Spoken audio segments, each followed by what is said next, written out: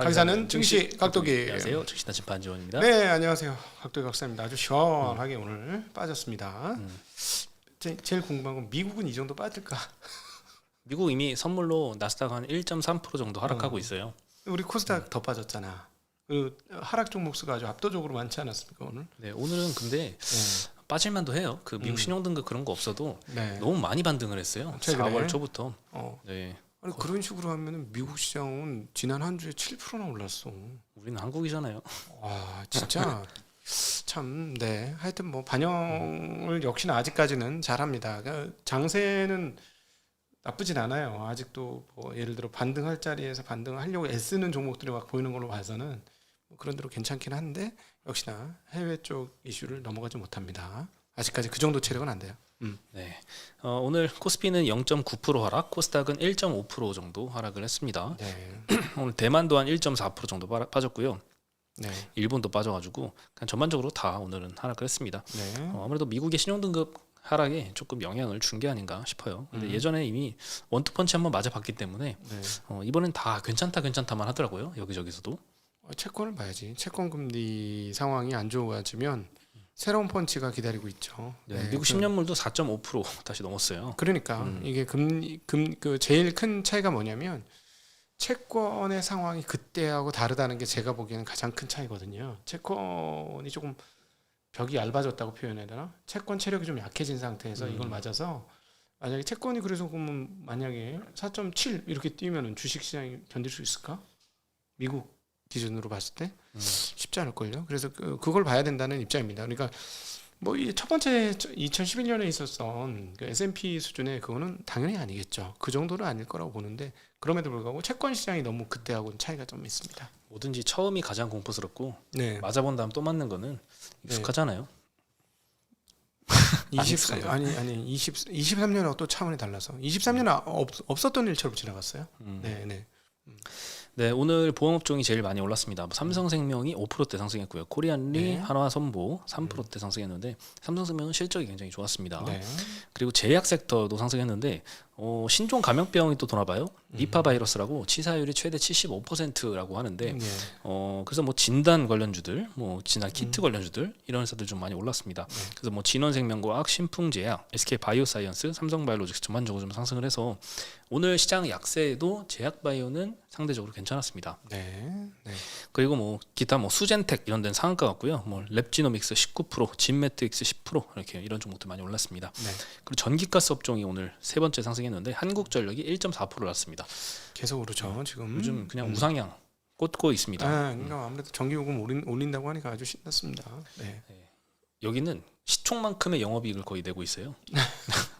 큰 차이가 안 납니다. 영업이익과 물론 이제 순이익은 조금 차이가 있지만 어쨌든 그렇게 치면은 굉장히 싸죠. 올해 예상 영업이익 정도 그 정도를 앞으로 계속 내준다? 그럼 지금 주가 엄청나게 바닥 대비 올랐지만 엄청 싼 수준이라고 볼 수 있겠죠. 이익을 한번 내기 시작하면 뭐 원하는 대로 이익을 낼 수 있는 회사이긴 하죠. 대신에 그렇게 하면 이제 국민들이 고통스럽겠죠. 지금보다 예를 들어 전기요금 다른 나라 기준으로 하면 뭐 일본이나 이런 기준으로 하면 1.5배, 2배 막 이렇게 올라야 될 건데 그럼 후덜덜 하긴 하죠. 일반인들은. 네. 그렇습니다. 그리고 오늘 증권주가 제일 많이 하락을 했습니다. 뭐 그렇게 많이 떨어진 건 아닌데 한화투자증권 5% 정도 하락했고요. SK증권, 키움증권, 대신증권, NH, 다올, 한양 다 3% 내외로 오늘 좀 하락을 했습니다. 그동안 많이 올랐으니까 떨을 때도 됐죠. 뭐. 언제 조정받나 싶었어요. 증권주는 도저히 계속 우상향해서. 그러니까 5일선 안 깨고 계속 올라 드디어 한번 조정을 받습니다. 네. 그리고 전기전자 섹터에서는 전력기기와 그리고 반도체, IT 골고루 좀 빠졌습니다. 오늘 현대일렉트릭, LS 일렉트릭 이런 데가 한 4% 정도씩 하락했고요. 하이닉스, 삼성전자도 2.5%, 1.7%씩 떨어졌습니다. 네. 그리고 무디스가 미국 신용등급 강등했다는 소식이 오늘 제일 많이 영향을 미친 것 같습니다. 2011년 8월 5일이었어요. S&P가 처음으로 신용등급을 트리플 A에서 더블 A 플러스로 강등을 했는데 저는 이때 기억나거든요. 제가 제 투자 본격적으로 시작한 지 한 2년차 정도 된 때여서 이때 상당히 좀 살벌했던 기억이 좀 납니다. 그리고 뭐 피치는 2023년 8월에 트리플 A에서 마찬가지로 더블 A 플러스로 바꿨고요. 이번에 무디스가 마지막으로 강등을 한 겁니다. 전반적으로 이번 강등에 대해서는 시장에서는 뭐 여기저기 분석을 보면은 크게 우려는 안 하는 그런 의견이 좀 대다수인 것 같고요. 다만 이제 최근에 주가가 많이 올랐다 보니까 네. 반등을 많이 했다 보니까 여기서 차익 실현 욕구를 좀 느끼는 투자자들이 많이 있을 것 같긴 합니다. 조금 겁나지 않아요? 저 이렇게 예를 들어서 아무 이상 없을 거야 이런 얘기가 이제 보편적으로 괜찮아 뭐 이미 뭐 별일 없어 이러면 난 좀 겁나더라 이제. 이거 정말 큰일 나요 이러면은 에이 또 호들갑 떠네 이러면서 이제 지나가는 경우가 있는데. 그렇죠. 예. 저는 근데 최근에 막 코스피 4천 간다 이런 이야기가 나와서 그것부터 저는 겁이 났어요. 이미 겁이 나기 시작했습니다. 네. 아니 그 2,600대 지금 세 번째 주저앉는 거예요. 2,600대. 이 고비를 못 넘기고 있는데 저는 개인적으로는 뭐 갈 거라고 봅니다. 4,000포인트 간다. 네. 네, 근데 뭐 그 시점은 난 정확히 모르겠어요. 네. 이번에 이제 베센트 재무장관도 시장 등급 강등에 대해서 나는 무디스를 크게 신뢰하지 않는다 이런 언급을 했어요. 뭐 시장 등급 강등은 뭐 후행 지표다 이렇게 표현을 했고 관세 정책 유지 그리고 지역 무역 협정 추진 의지를 다시 내비쳤습니다. 네. 세금 감면 법안, 요 텍스빌 이게 시행된 후에는 GDP 성장률이 부채 증가 속도보다 더 빨라질 것이다. 성장은 잘 할 것이다. 괜찮다. 이렇게 언급을 했고요. 대부분 국가들이 매우 좋은 제안을 관세 조건과 관련해서 제시를 하고 있다. 이렇게 무역 관련된 합의도 잘 풀려나갈 거다. 시중등급 강등 걱정하지 말라. 이런 언급들을 좀 했습니다. 네. 그리고 유진투자증권에서 4월 급락 이후 원상복구가 많이 됐는데 이 이후에 어떻게 투자를 해야 되느냐 전략 리포트를 발표를 했습니다. 일단 미중 관세 합의 이후에 미국 주식시장이 올해 하락에 84%를 회복을 했습니다. 그때 4월 9일 그때만 해도 엄청 살벌하게 빠졌었는데 이미 많이 회복이 됐죠. 코스피는 88% 회복이 됐고요.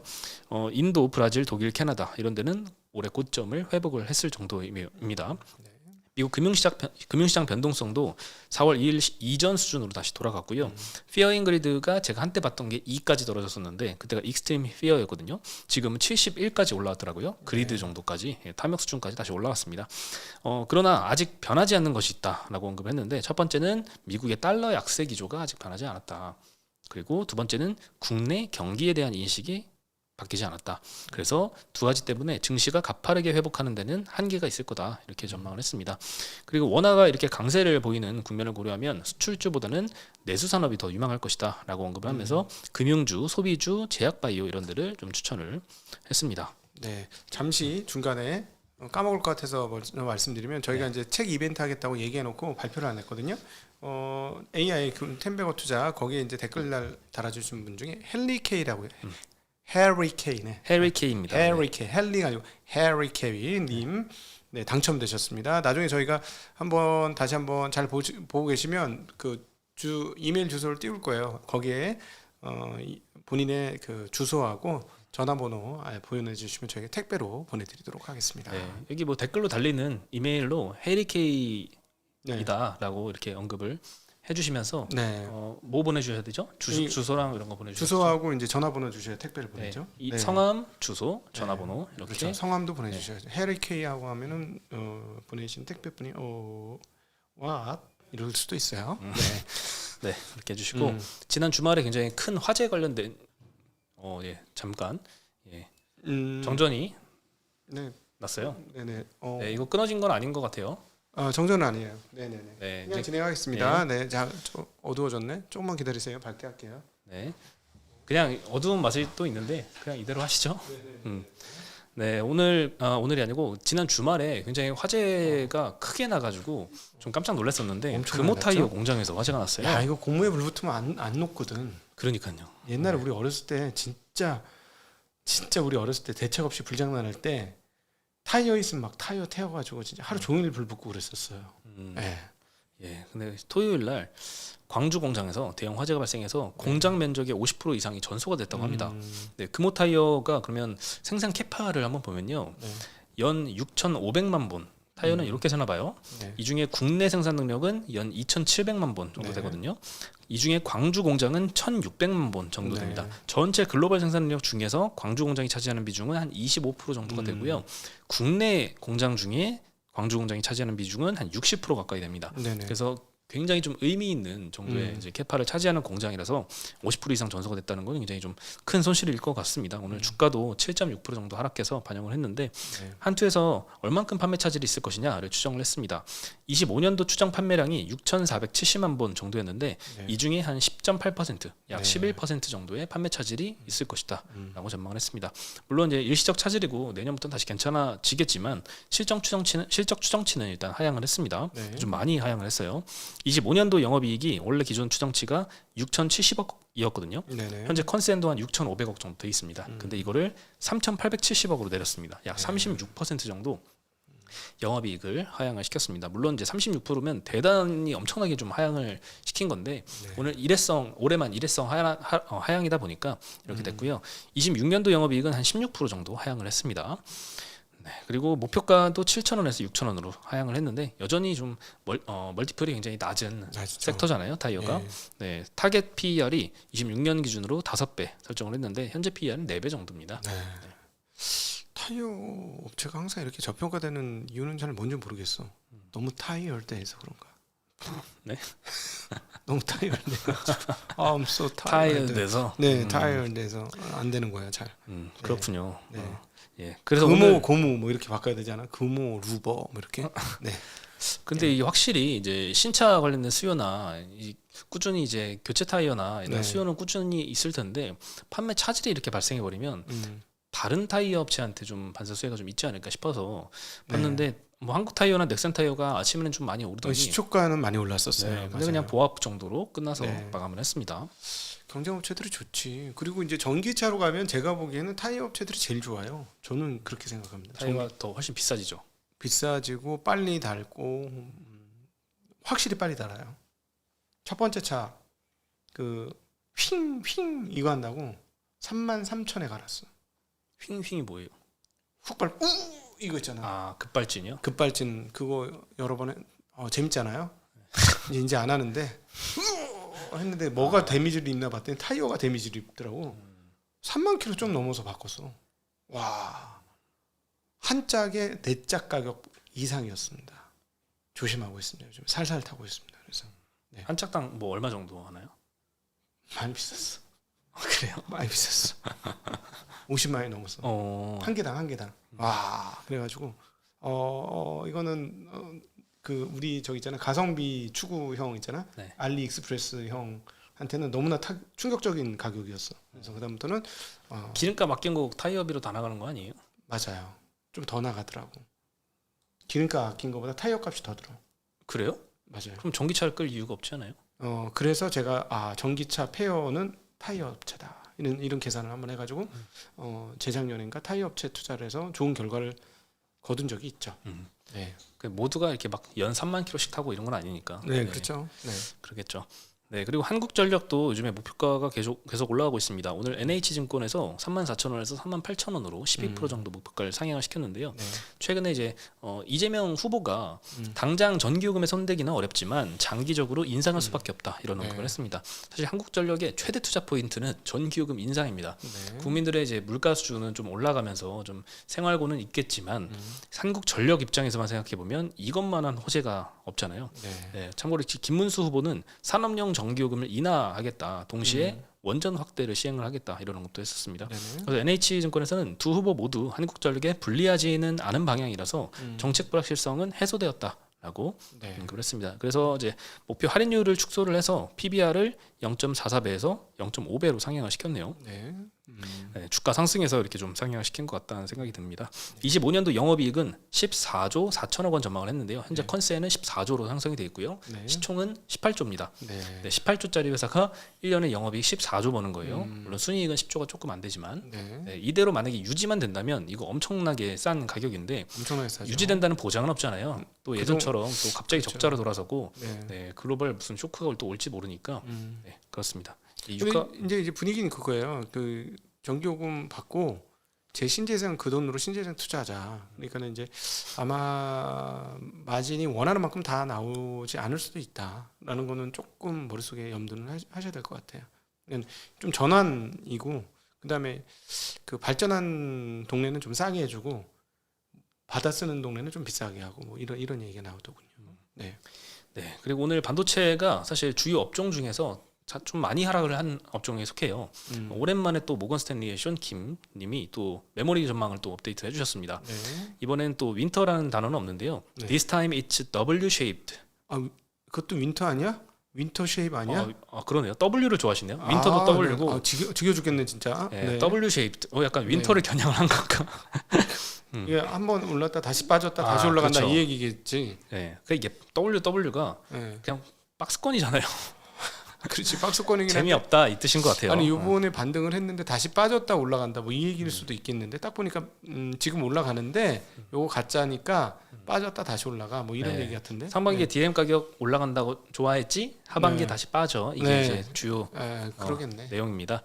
네. 닥터 둠이네 아주. 그렇죠. 어. 네, 그래서 또 건스탠이라고 제가 부르잖아요. 네. 또 나왔습니다. 네. 일단 2분기 DRAM 가격은 재고 확보 영향으로 좀 상승 주기지만 실수요가 여전히 부실하다고 합니다. 그래서 3분기에는 DRAM 가격이 보합 정도 유지할 것이고 4분기에는 하락 전환할 것이다라고 언급을 하고 있습니다. 상반기에 선수요가 좀 있었기 때문에 하반기에는 좀 수요 공백이 있을 것이다. 네. 이렇게 그 근거를 냈습니다. 네. HBM 시장도 굉장히 둔화될 걸로 전망을 했는데요. 이건 좀 좀 다른 전망들하고는 조금 괴리가 좀 있어요. 이게 HBM 수요 전망이 올리는 데가 좀 많은 것 같은데 25년도 HBM 수요 전망을 180억 기가에서 155억 기가로 오히려 대폭 하향을 했습니다. 줄이다고? 네, 줄였어요. 그럼 아니 이 아저씨가 HBM을 맞춘 적이 없잖아. 근데 근데 번 이유를 한번 들어봐야죠. 네. 첫 번째로는 H20 이거 중국 수출 제재 영향으로 좀 수요가 줄 것이다. 그리고 HBM3E 요거 재고 과잉 그리고 고객 수요 약화될 것이다. 그리고 엔비디아와 AMD가 제품 라인업을 HBM에서 GDDR7으로 좀 대체하는 점 이런 점들이 좀 HBM의 수요 약세에 좀 영향을 줄 것이다 이런 언급을 했습니다. 보장이 저거 삼성이 정말 하고 싶어하는 걸 텐데 저거 모르겠어. 저 안 될 텐데. 네 그리고 엔비디아의 젠슨왕은 이번에 지금 컴덱스라고 이제 대만에서 열리는 쇼에 가 있잖아요. 거기서 뭐라고 얘기하냐면 AI는 이제 시작일 뿐이다. 라는 얘기를 계속하고 있습니다. 네, 계속 젠슨 왕이나 이제 업계에서는 계속 그런 강세 기조를 유지를 하고 있고 빅테크 가장 수요처에서도 계속 우리 투자 계속 할 것이다 이런 기조들을 캐펙스 기조는 굉장히 좀 높게 유지를 하고 있습니다. 심지어 그 지금 TSMC가 파운드리 가격을 10% 정도 더 올린다고 그랬는데 거기에 대해서 젠슨 왕이 뭐 합리적이다. 그렇죠. 네. 뭐 합리적이 타당하다. 이렇게 지금 얘기해서 받아들일 분위기예요. 예, 그런데 이제 핵심은 이제 미국 쪽에 비용이 너무 많이 들어간다는 게 이제 TSMC의 비용 이제 가격 올리려고 하는 의도 중에 하나고. 하여튼 뭐 아니 이게 지금 남으면 가격을 어떻게 올려줘? 그러니까 이제 재고가 남는 수준이면 그건 아닌 거 뭐가 좀 앞뒤가 안 맞는 것 같은데요. 그리고 뭐 삼성이 만약에 HBM4 수주를 실패한다면 정말 끔찍한 이야기인데 실패한다면 커머디티 디램으로 좀 생산 전환을 할 거기 때문에 이 경우 디램도 공급 과잉 우려가 존재한다라고 언급을 하고 있습니다. 양면이 있어요. HBM4 수주 실패하면 하이닉스나 마이크론은 좋겠죠. HBM4 계속 이제 그렇죠. 둘이 독점하니까. DDR4? 지금 4 얘기를 한다고? 4 아니요 HBM4. 그러니까 4는 아직 지금 나오지도 않았는데 무슨 4 얘기를 하나? 근데 이제 벌써 한 3분기 되면 이제 하이닉스가 엔비디아 이제 샘플 공급할 거고 네. 본격적으로는 26년도 하반기쯤에는 이제 네. 대량으로 루빈 시리즈에 납품이 될 예정이니까 이것도 이제 주목을 앞뒤가 안 맞는데 아마 원B를 기존의 레거시용으로 계속 하고 원A를 어떤 식으로 이제 커버 쳐가지고 지금 가는 분위기라서 이거 뭔가 앞뒤가 안 맞는 것 같고 하여튼 이분은 HBM을 하나도 몰랐어요. 제가 보기에는 작년에 HBM 얘기가 100% 틀렸잖아. 그렇죠. 네. 달리 움직이긴 했습니다. 네, 완전히 틀렸어. 그래도 우리가 이제 반대 그 양측에 찬성론자, 뭐 긍정론자, 하락론자 양쪽을 다 의견을 기울여 봐야 되죠. 근데 너무 사실 뭐랄까 그 AI의 모회사라고 할 수 있는 엔비디아의 이야기하고 너무 격이 차이가 나니까 좀 신뢰성이 좀 떨어지는 부분이 여러 가지 있는 것 같아요. 정보를 이제 습득해서 이제 판단을 내리는데 이분이 말이 많다면 뭐 꼭 그런 건 아니지만 엔비디아의 이야기는 틀릴 가능성이 매우 높다라는 거하고도 좀 일맥상통하는 부분이 있거든요. 네. 이 정도까지 떨어지려면 엔비디아의 그 매출 상황이 꺾이는 모습도 일부는 좀 보여줘야 돼요. 물론 경쟁 격화로 가격이 떨어질 수는 있지만 이거는 총량이 줄어드는 거잖아. 그럼 총량이 줄어들면 선택이 줄어들어야 되는 건데 단순히 H20의 하락만으로 그거를 얘기할 수 있을까? 잘 모르겠는데. 네. 사실 그 중국 규제가 어떻게 되느냐 영향을 좀 많이 받을 것 같아요. 엔비디아가 네. 뭐 흔히 중국 매출 비중이 낮다고 알려져 있는데 실제로는 훨씬 높다고 하잖아요. 10% 중반 이상 되죠. 네. 거기에 들어가는 HBM이 약간 뭐 문제가 생기거나 네. 다른 이제 그래픽 디램으로 좀 교체가 되거나 이러면 뭐 HBM 수요에도 영향을 줄 수는 있을 것 같은데 네. 일단 그런 전제가 없다면 일단 지금은 너무 이제 견조한 수요가 계속되고 있습니다. 그런 전제가 있어도 고사양 HBM은 전혀 다른 얘기입니다. 물론 이제 삼성전자가 HBM4에서는 꼭 진출을 좀 해줘야 되는데 네. 일단 그 하이닉스랑 마이크론은 원비 공정 그대로 유지해서 HBM4까지 달려갑니다. 네. 네, 고객 샘플은 이제 3, 4분기쯤에 이제 하이닉스와 마이크론은 엔비디아에 좀 전달을 할 예정인데 삼성전자는 HBM3E는 1A로 했거든요. 근데 이제 이게 계속 통과가 안 되고 있었죠. 네. 그리고 HBM4는 1C 공정으로 상향을 합니다. 네. 그리고 베이스 다이는 삼성 파운드리 4나노 공정을 적용을 할 거래요. 네네. 네, 이것도 아직 그 삼성에서 뭐 공식적으로 언급한 건 아니고 이제 증권회사 추정이기 때문에 네. 확실하진 않겠지만 예전에 한번 삼성전자 컨퍼런스 콜에서 베이스 다이 같은 경우에도 고객사가 원하면 TSMC의 베이스 다이를 쓸 용의가 있다 이런 언급도 했었거든요. 근데 TSMC가 거부했잖아요. 지난번에 베이스 타이 좀 제공해 달라고 하니까. 그래서 이제 삼성 파운드리를 쓰는 건데 네네. 예, 좀 이게 만약에 잘 되면 삼성전자 파운드리도 살아나고 D램 사업부도 좀 살아나고 네. 너무 좋은데 실패하면 노답입니다. 근데 이번에 컴텍스에서 하는 행동을 보니까는 지금 그 만찬을 한번 했거든요. 대만의 이제 협력사들하고 되게 굉장히 대만하고 끈끈하고 우리나라에도 대만하고 가장 끈끈한 회사는 따져보면 결국 하이닉스잖아요. 그리고 TSMC하고 끈끈한 회사는 하이닉스가 가능하지 삼성전자가 가능하기가 좀 어렵잖아. 논리적으로 우리가 따져보면 네. 경쟁사니까. 좀 그런 생각이 들더라고. 어떤 너무 대만 출신이잖아. 결국은 대만 사람이니까 팔이 안으로 굽는 느낌 좀 왜 그런지 봤거든요. 아닐 것 같지만 그냥 느낌이 그런 느낌을 봤는데 만약에 그러면은 삼성전자가 진짜 퍼포먼스가 미친 퍼포먼스가 나오면은 가능해도 비슷해 가지고는 좀 그럴 것 같아. 뭔가 장점이 있어야 될 것 같아. 분명히. 네, 좀 이제는 잘할 때도 됐는데 조금만 잘하면 이제 날아갈 텐데 아무도 기대를 안 하고 있기 때문에 아니 근데 제가 보기엔 오히려 파운드리를 잘하는 게 차라리 그러니까 이것도 해야 되긴 하고 그러니까 뭐 이걸 놓칠 수는 없는 거고. 파운드를 못하면 이거 HBM도 못하게 되는 수밖에 없는 거예요. 파운드를 좀 잘했으면 좋겠어. 그러면 이 주가 차원에서는 비약적으로 한번 뜰 수 있는데. 그렇죠. 파운드리 잘하면. D램 사업부도 이제 원시 잘해야 되고 파운드리도 이거 베이스 사이 잘 만들어줘야 되고. 네네. 예, 둘 다 잘해야지 살아날 수 있죠. 네, 그렇죠. 너무 안타깝습니다. 올해도 못한다면 정말 나는 그냥 던진 얘기 사실 되겠어. 지금 일단 벌써 저거는 제 얘기가 맞잖아요. 반도체 역전됩니다라고 얘기했었잖아요. 네. 완벽하게 역전됐죠. 역전 수준이 아니고 완벽하게 역전됐고 시가총액 역전됩니다. 그냥 툭 던졌는데 오 이건 뭐지? 뭐 이런 생각이 좀 듭니다. 지금. 네.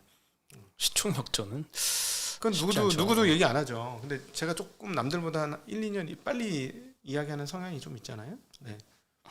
큰일 납니다. 2년 후에도 그렇게 되면 큰일 납니다. 네. 같이 올라가서 역전되는 건 괜찮아. 같이 올라가서 그죠? 그렇죠. 삼성전자 500조 되고 하이닉스 600조, 550조 되면 오케이 땡큐. 그건 땡큐. 네. 네. 그리고 하이닉스가 TC본도 발주를 했는데요. 한미반도체와 하나세미텍에 반반 발주했습니다. 네, 똑같이 했죠? 예, 좀 반반인데 한미반도체의 계약 규모가 약 428억, 하나세미텍에는 380억. 약간 비슷하게 해서 양 측이 다 공시를 냈어요. 그 세전 세우니까 거의 같아요. 네. 그래서 한미반도체의 이 솔벤더로서 받았던 높은 멀티플에 대해서 의구심이 상당히 좀 많이 생겼습니다. 그래서 오늘 주가도 좀 많이 하락을 했어요. 저 정도 규모면 적은 규모는 아니죠. 그렇죠? 하이닉스가 바보는 아닌데 그거 좀 고민하게 만듭니다. 향후 어떻게 되는지. 하나세미텍이 진짜 아예 못하면 이렇게 발주를 연속으로 지금 3번째 정도 공시가 나오는 것 같은데 규모가 이거는 대수가 꽤 되는 대수 아니겠어요? 이 정도면 그러면 좀 신기한 생각은 좀 듭니다. 네, 네 그렇습니다. 그리고 오늘 뭐 한미반도체는 주식 소각했더라고요. 꽤 많은 수량 소각했죠. 네. 뭐 꽤 엄청 많은 건 아닌데 이때까지 너무 잘했기 때문에 100몇십만 주 정도 되던데. 그 정도 되는데 주식 수도 많습니다. 네네. 네. 주주 가치를 위해서 이제 계속 주식 소각을 그래요. 하는데 이런 회사 잘 됐으면 좋겠어요. 저는 응원합니다. 이 행동이 나 한미하고 뭐 특별한 관계 없는데 하나 행동이 예쁘잖아. 주주들 입장에서 근데 보면. 예쁜데 진짜 저는 주주는 아니에요. 진짜 주주 가치를 위해서는 주식을 싼 값에 주주 자사주 매입해서 소각해야 되는데 그건 맞죠. 비싼 값에 자사주 매입하고 소각하면 오히려 주주 가치 해치는 행동이거든요. 네, 근데 지금이 이제 이익이 과연 싼 가격일지 비싼 가격일지 그거 좀 의문이죠. 나중에 이제 밝혀지겠죠. 이익이 날아가는 개념인 거잖아요, 그렇죠? 네.